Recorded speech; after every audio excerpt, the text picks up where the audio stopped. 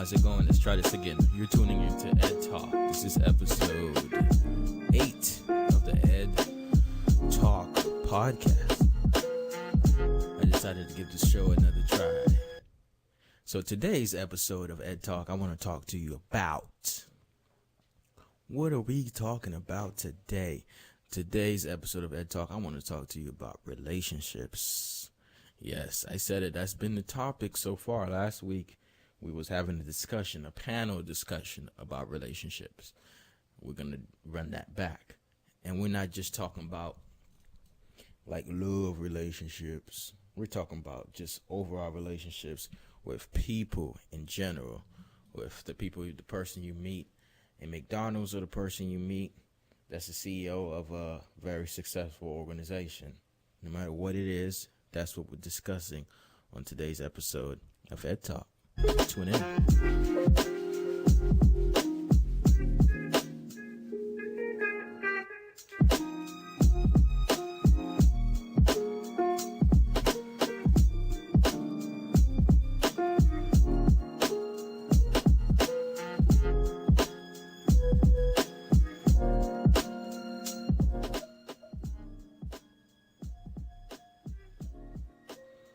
All right.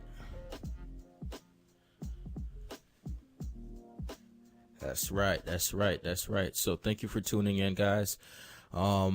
Today I woke up not normal.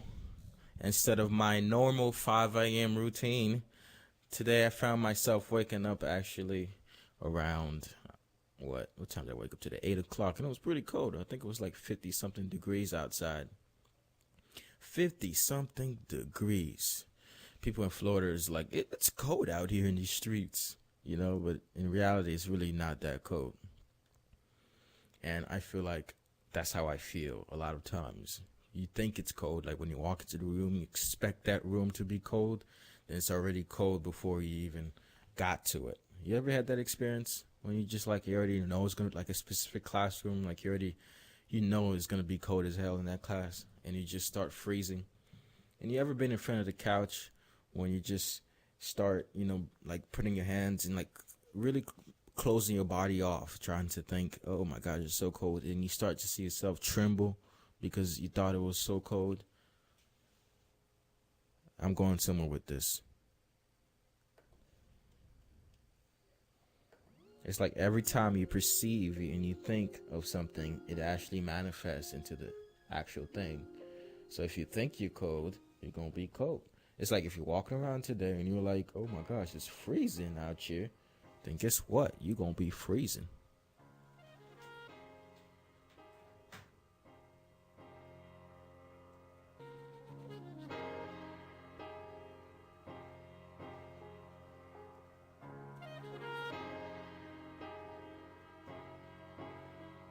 Yeah, it's that simple. So it's really about perception rather than actuality, right? So reality is only how you perceive things. So if you wake up and be like, it's not really cold today, but, well, first of all, you can't get rid of the fact that it's cold. That's a reality. But the more you ponder upon how cold it is just the less you're going to be able to get things done. And I feel like this is just a real meaningful life lesson, not just for self, but for interaction with other people. So if you think like a situation is a certain way between you and someone, that's how it's going to be. If you think somebody hates you, then eventually you're going to start to build those interactions that, backs that statement up. How so? Let's take a scenario. You meet somebody and you've actually known them for a while, and every time you used to see them, you just say hello, like, hey, how you doing? What's up? What's going on? We Gucci. We out here. Salutations. And then after a couple of times of miscommunication with that person, for instance, you see that person, he didn't quite say what's up, and they saw you didn't quite say what's up, but you thought he was going to say what's up to you first, or you didn't have eye contact, whatever it is, and then boom, what happens is you're like, oh, okay, this person no longer likes me, so I will not deal with this person. The next time I see him or her, I'm going to make sure that he doesn't get said hi to, so that he could see that my ego says if you don't say hello to me, I'm not going to say hello to you, because that's how it works. So that's miscommunication. And that's pretty much seeing the situation how you want it to see, the paradigm of that situation, seeing it how you want to see it, or the miscommunication between both parties, or you could actually look at it as it is. And a lot of times the best way to do that is really by just saying something, right? Like, yo, what's up, bro? Like, what's going on between you and I? Like, why haven't you acknowledged me? Or I've tried to acknowledge you. Why am I getting this negative energy? Because I feel like a lot of us cutting each other off without really knowing it. And it's kind of really like, you might be cutting people off that may just need you, really. And when they need you, that's the time you cut them off. Like, just because somebody didn't say what's up to you doesn't mean they don't like you no more. Like, they probably just going through some crazy stuff right now. You know, they probably need you to go up to them at that time and, you know, give them show them some love. So I think one thing we usually go through as young folks or as folks in the world is just miscommunicating with other people. And I think a lot of times that issue could be solved by just saying something about it instead of just reacting to it. You know, a lot of us, what we do is we just think things are going a certain way, but it's really not. If you really just said, hey, what's up, bro? I've seen that we've had, or, you know, fallout, what's going on? How can we change this situation? How can we make it better? And how can we just get on that road, that smooth road of a good friendship, you know? Yeah, so I think we need to be more self-aware and more aware of how we're going about that.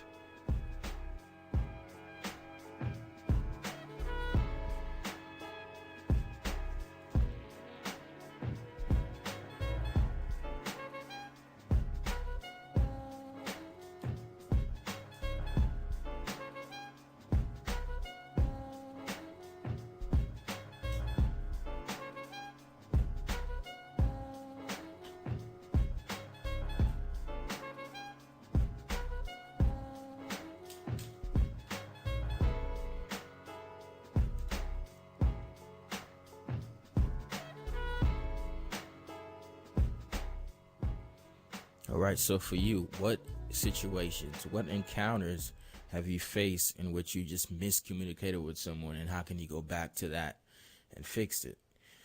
The last thing you want to do is not really look into it, is not fix it. Is you just think, okay, this is how it went. I'm just going to go with this for now because that's how it went, and we just no longer like each other. I really don't know the facts, but we're just going to skip to conclusions. We be skipping to conclusions like we're in middle school still, like we're in elementary. What do I mean by that? I remember when you was an elementary kid, you would skip and hop and jump everywhere. Like, you had no worries, and you just didn't know better. That's how you knew to just live life and enjoy and travel around. But when you become an adult, when I was a child, I thought as a child, I acted like a child. But when I became a man, I put away all childish things. So when you're skipping like a kid, when you're younger, you don't want to skip just like that kid as older and just skipping into conclusions and just jumping around and fidgeting. You want to have self-control over your thoughts and your actions. And conclusions it solves the case. It's like the end of the case. So how do you solve a case without first going through, deductive reasoning, have hypotheses, and then go through the scientific method of finding, okay, what are the variables I need to, analyze?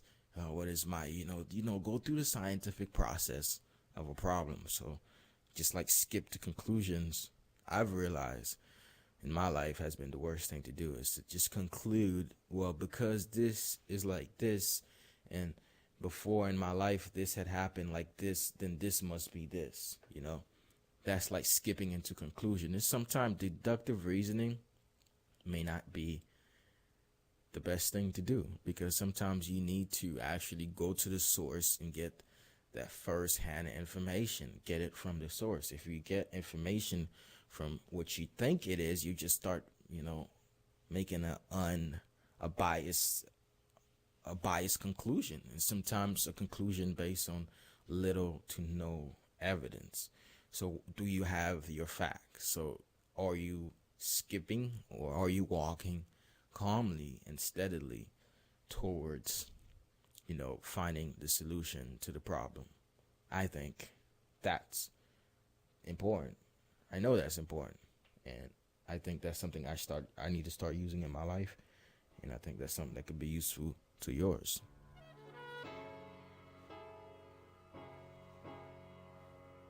I like it.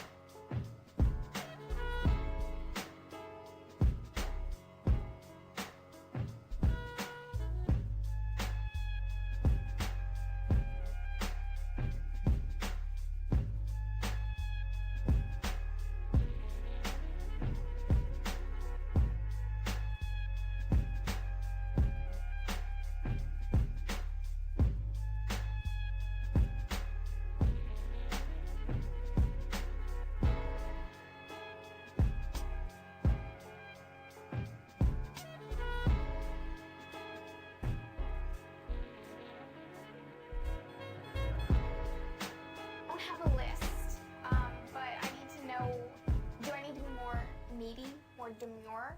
Because I'm pretty independent. I mean, I enjoy dirt bike riding and camping and going and hiking, and I don't know how to be needy for a guy. If I'm with you, it's because I want you. Well, here's what she. All right, so if you're wondering what's that, I'm going to let Dr. Phil and Steve Harvey answer this question. Tune in. I wrote down something you said that I thought was really significant. She says that she can't find a nice guy who wants to keep her because the men in her hometown only want women who treat them badly, are high drama, are high maintenance, and throw hissy fits and constantly complain. Yeah. So you're saying that because you're low drama, low maintenance, and don't throw fits. I don't throw fits. I've never asked a man to buy me anything, ever. I've never ever actually even had a man ever buy me anything. So I wouldn't know. How do you go into a mall and go shopping and say, honey, I want that $500 purse? If I wanted it, I'd buy it. If you want to buy it for me, sure, but I shouldn't have to how do you ask somebody that? Buy me that Coach bag. I don't know how to do that. So what's your question? Obviously, I think maybe I'm not needy enough because I see these girls literally throw hissy fits, and I hear girls all the time say they basically what I would consider acted like a 2-year-old. Threw a tantrum. Okay. And I don't want to do that. Well, let me say something that I think might be not right in your thinking because, and this is really important for men. Men think that a need is a weakness. And it is not a weakness to have a need for someone. And I'm not talking about a materialistic need. I'm talking about to need companionship, to need somebody's approval and support. You and I are both in the public eye, but it's really important that the women in our lives, our wives, are proud of who we are and what we do. Would you agree? Absolutely. More so than all the audiences out there. Anybody. If your wife is proud of you, then that makes you feel good, and that's a need. And I don't think it's a weakness to say that I want my wife, I want my family to be proud of me.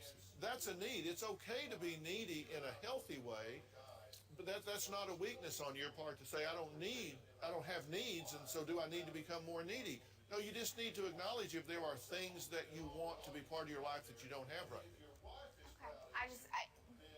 Men just basically confuse me. Ever since I moved to LA, I'm just like, okay, they text during dates, they're on cell phones during dates, I'm like, really? I mean, you tell them I'm gonna go dirt bike riding this weekend. Where are you from that you came to LA from? I've been back east for almost 14 years. So. Where? A small town? Oh no, like DC, New York. Oh, okay. So I mean, Well, they got cell phones in D.C. yeah, but I actually had the first dating experience, two bangers right off the row. The guy looked nothing like his picture. He must have took that picture like 10 years ago, and then he's on the cell phone the entire time. And I wasn't going to be rude and just be like, I'm leaving. So I sat there, but it's like, Yeah, really? but see, you know what? You got to have some standards about yourself. Why would you shouldn't sit through a date with a guy that's going to be talking on the phone. Okay, Get up well, and leave, go home. You're not enjoying yourself. Okay. Get up and go home. Okay. You know, Okay. this woman right here, when we're at dinner, when we're at lunch, and my phone rings, she just looks at me. Because this is her time. I got to cut it off or just not ignore it. When she goes to get in the car, she goes and stands by her door. Because I have to come around and open her door. Oh, yeah. When we get out the car in the parking lot, she sits in the car until I come around and open the door. Now, I've been stupid before. I got out the car and was walking in the door.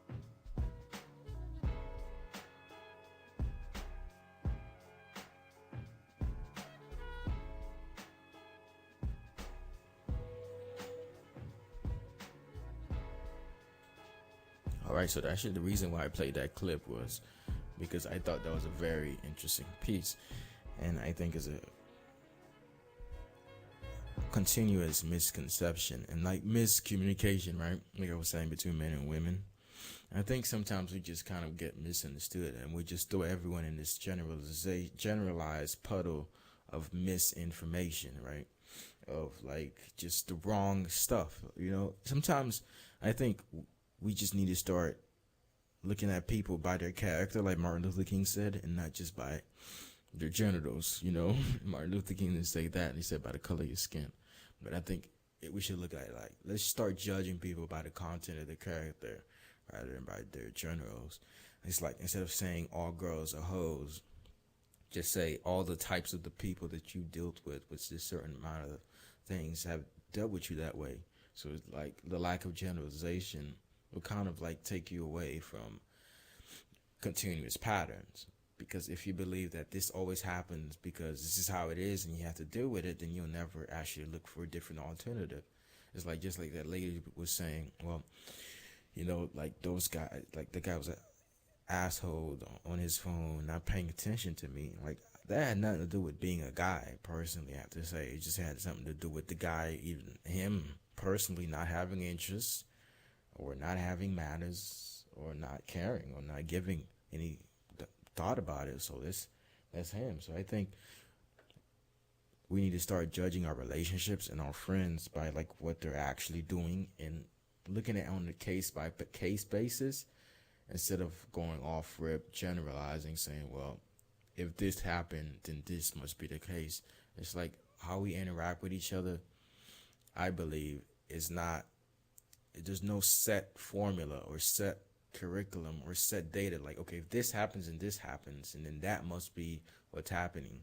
It's just like you have to actually go in and get the proper insight as to why it may be happening. It's, yes, it also takes time to get to know the person. Maybe this is how this person communicates. You know, maybe sometimes this person right here may really like me, and other times they might not deal very well with me. So just like filling that gap between communication and assumption is like the most important thing, I believe. I'm no expert. I'm no guru. I'm just a guy in the process. And I'm just making observations of which I'm discussing in, in a well thought out way. And if those things I'm discussing kind of make sense, if they don't, then, well, I don't know what to tell you. But that's how I see it. So I think it all goes back down to two things, really, why a lot of relationships don't work out or people kind of break apart, is generalization and miscommunication, you know. So preconceived ideas of how my relationships happened before will far outmake the relationships I get into, the people I like, and the people I think will automatically give me the wrong, experience with them. So, for instance, just because when I was a kid, fat Mexican ladies, I'm just using a very weird and It's just an example. Just because when I was 5, these people act a certain way towards me. Now I'm going to hate all those types of people for the rest of my life. And I'm going to assume just because this person looks a certain way, is a certain gender, race, or has a certain attribute that was similar to this person before, he should be just like them. I think we're all subconsciously living in those states without knowing it. So it's like we're prejudging people without really knowing the whole truth because we just don't know no better. And that's just causing a ripple effect of miscommunication, misinterpretation, and also just broken relationships. And I think that happens with our generation too, because we're so connected that we're disconnected. What do I mean by that? Is we may look at our connection with someone, just how much they're liking, engaging, and sharing our photos, and not look into the real life things that matter. Is how nice is that person to me when I actually see them or engage with them? What is my relationship with that person in person rather than online, rather than how he interacts with me on YouTube or on Facebook? I think those are the factors that we may sometimes like to look deep into, and that's causing us to essentially just miscommunicate. And that miscommunication just leads to more miscommunication, so I think once we can figure that out, and I think that's something I want to work on, figuring out how to let go of the past and move on with a better cognitive map, or like cognitive way of making new relationships. So we're not just building new relationships on old relationships, because I think that's what happens with most of us, is we try to build new relationships on old relationships, or we just try to replace people and want to get a different outcome. It's like a new relationship, same pattern, right? So new relationship, same pattern doesn't kind of go together. It's kind of have to change. You need to change the pattern, right? You need to change what you've been doing to get different results. Insanity is doing the same thing over and over and expecting different results. So to be sane, you kind of have to differentiate the type of relationships you somehow get into. So if the friendships you had before has always led you to this such a result, then why should you continue on hanging with those same types of people, right?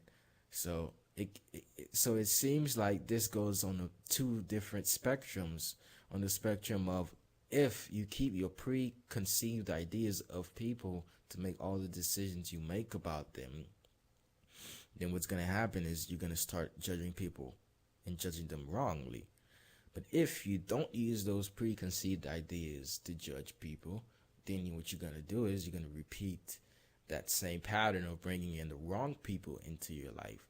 So what do you do when the two spectrums, when you could either observe, utilize what you know before to make new current decisions, or you don't use what you know before to make non-biased decisions? So how do you choose? I think, like everything else in life, just comes with balance. Like, do you want to judge everyone based on other people you've met before?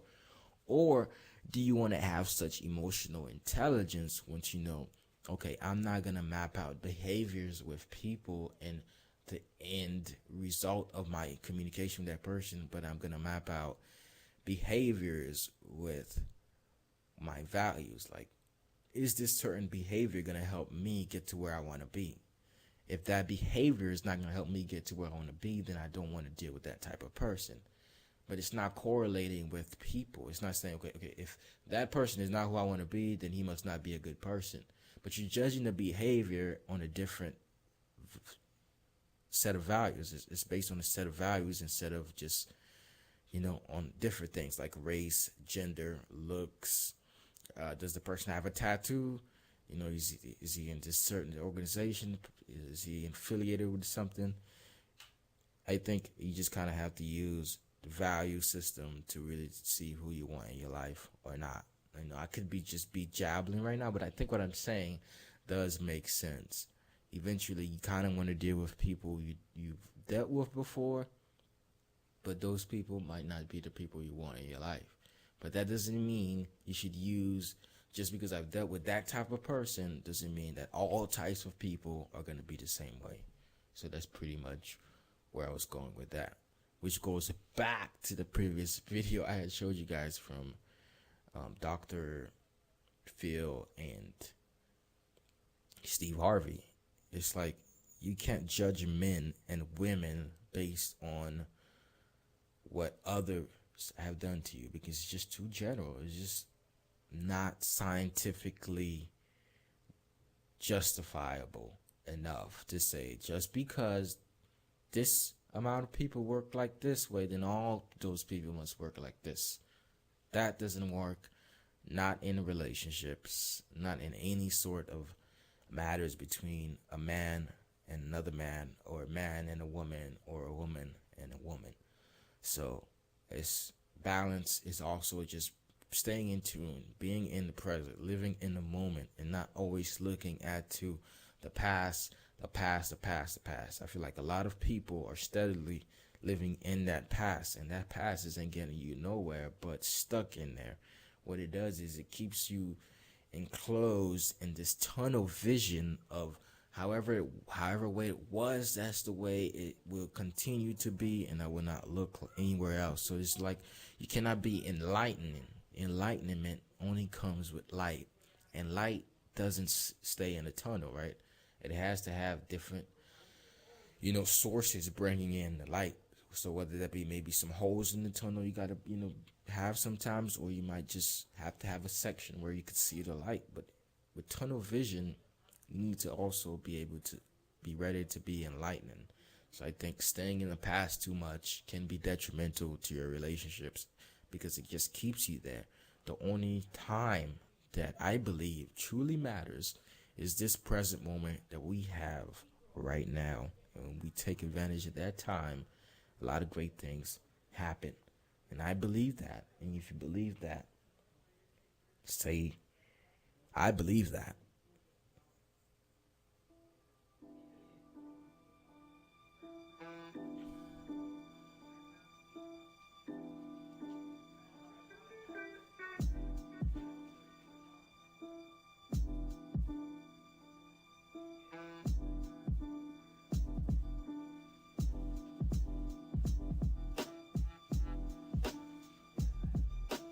Once again, I want to congratulate you for tuning into this Ed Talk podcast. My name is Edward Gills, and if you haven't yet done so, please make sure you follow my Instagram at CEO Ambitionist.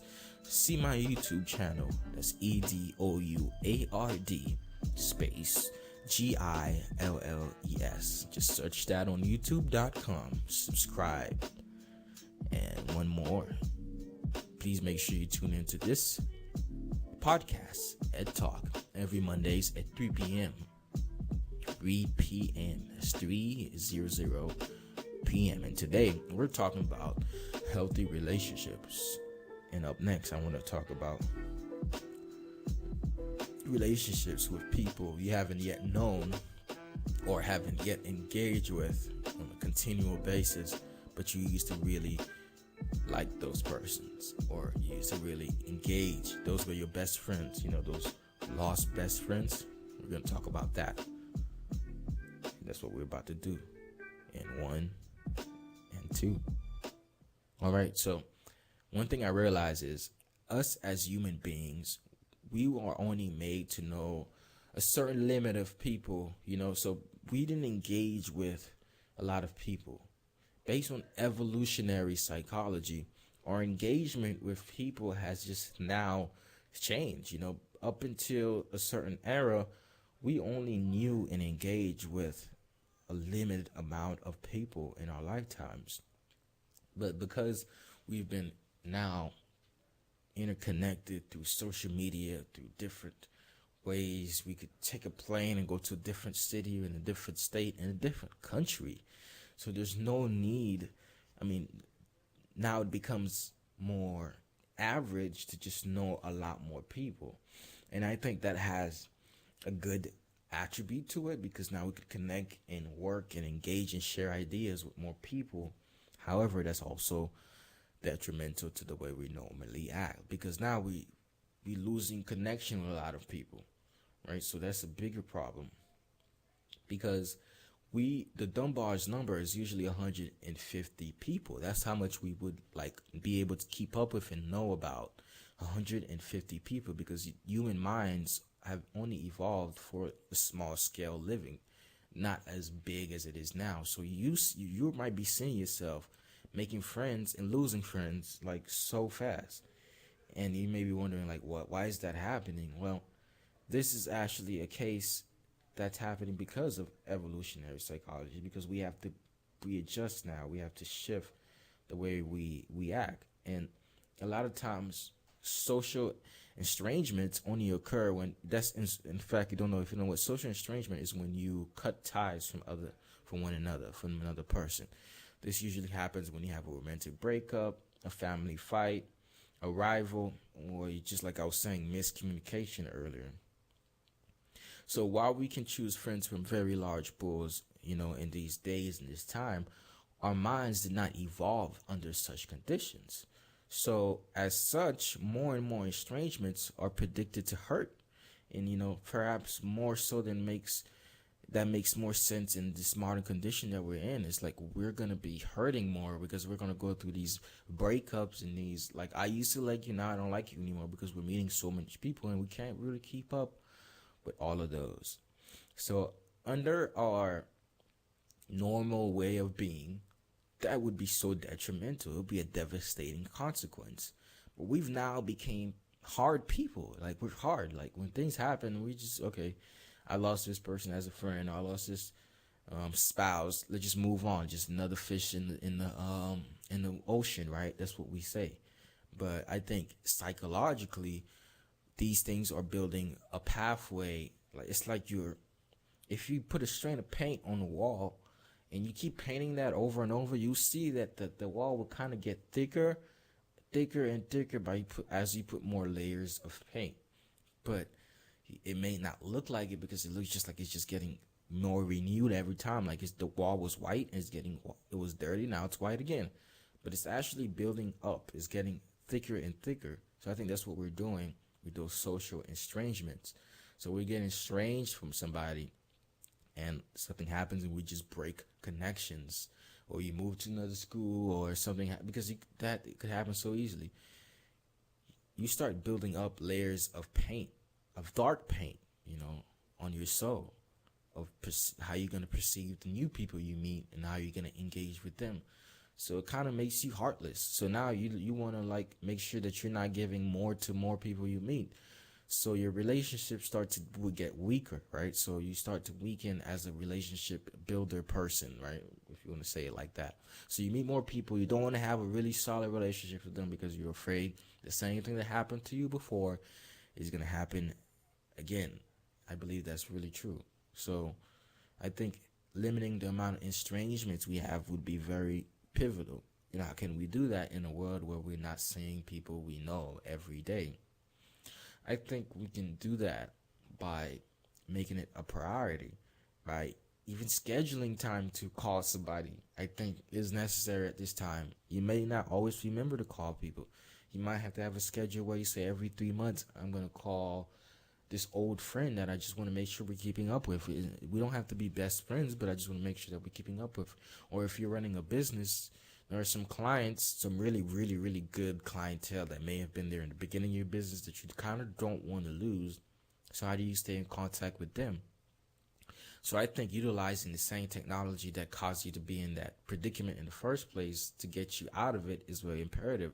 There are very useful apps where you could use that will remind you to call somebody, to remind you to connect and text and email somebody. So I think us utilizing those methods to stay in communication is imperative, because the more and more estrangements we have, the more paint we build on a wall that's, building up, and we just use that to make decisions moving onward. So I'm throwing a lot today. I'm making, I'm making deductive reasoning here. I'm giving you details, information relating to this subject, and I'm having,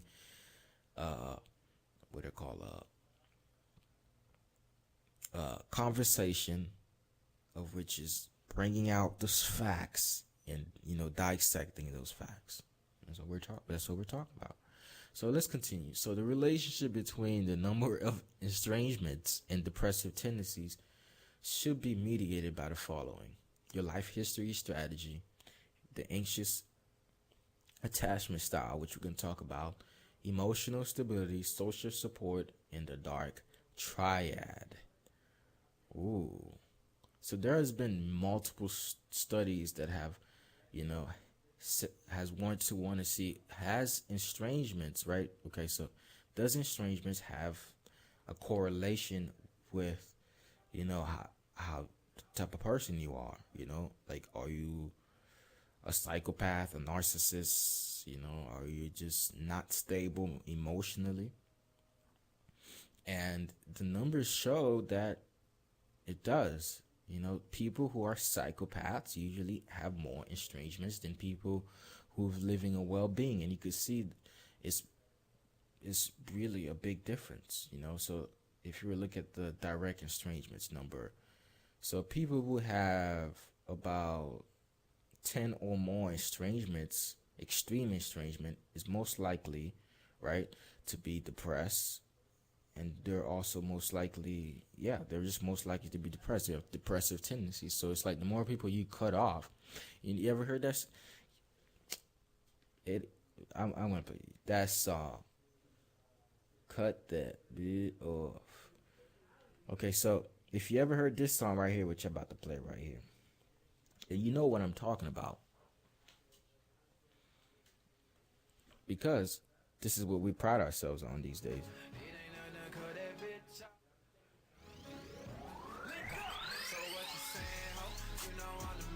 Yeah.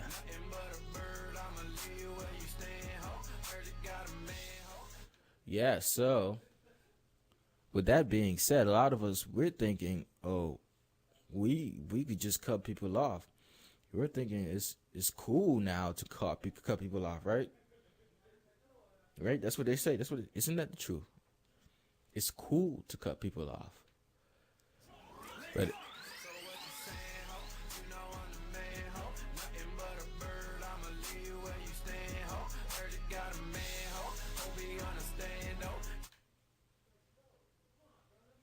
But evolutionary psychology has proven that the more estrangements you have, which is when you cut somebody off, is the more likelihood you have of being depressed.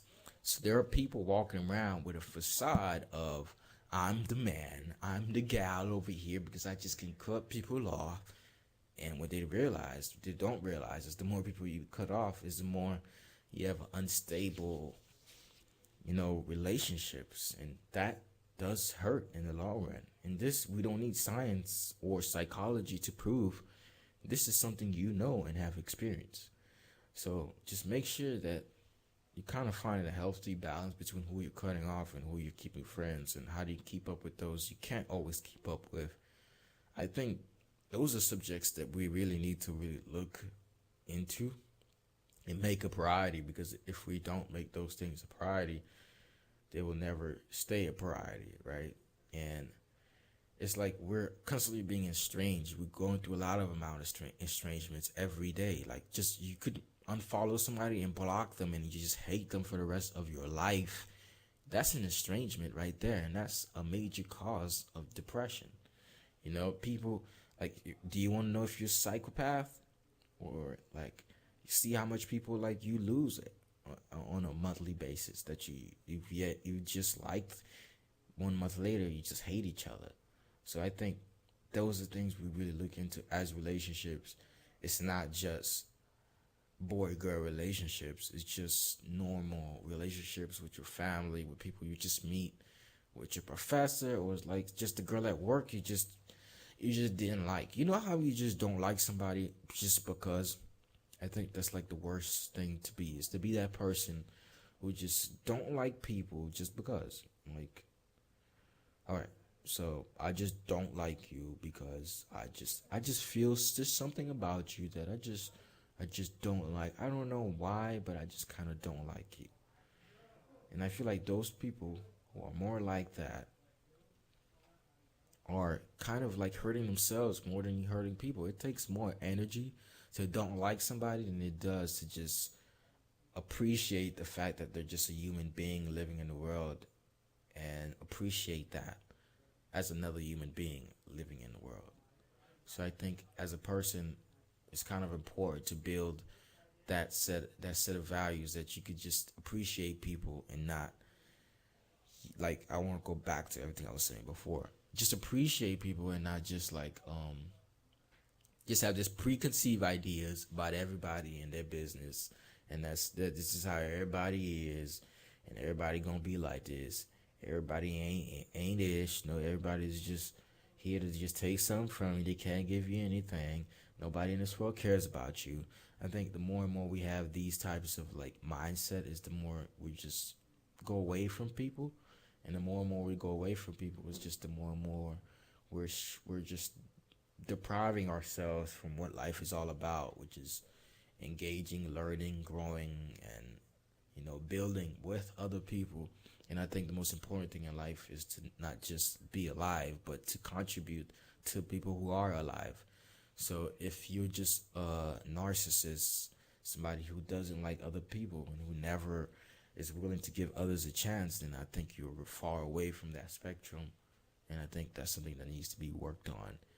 And I think for me, what needs to be worked on the most, like I was saying earlier, is keeping up with people. Also, is just not always being caught up in what I'm doing, but also knowing that I may have to take a time out my day, an extra time. What I have to do, I have to schedule a call to do to somebody. What can I do to make sure that I'm actually keeping up with people and not just meeting people and then having a lot of estrangements from those people, which is just a very negative thing to do over and over and over. So it is something to cut that B off. It is something to cut someone off, because what's happening then is because you're just kind of cutting little strains of patience away from you the more you start cutting people off. And I don't think you heard that quite loud, but the more you start cutting a lot of people off is the more you start cutting pieces of patience off yourself. Because the more you start cutting people off is the more estrangements you're having, and you're kind of like you're just like the less you start believing in people. And if you can't believe in other people, you can't believe in the world, you can't believe in good.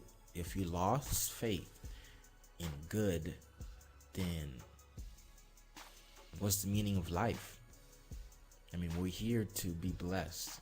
We're here to kind of enjoy and create and be great individuals.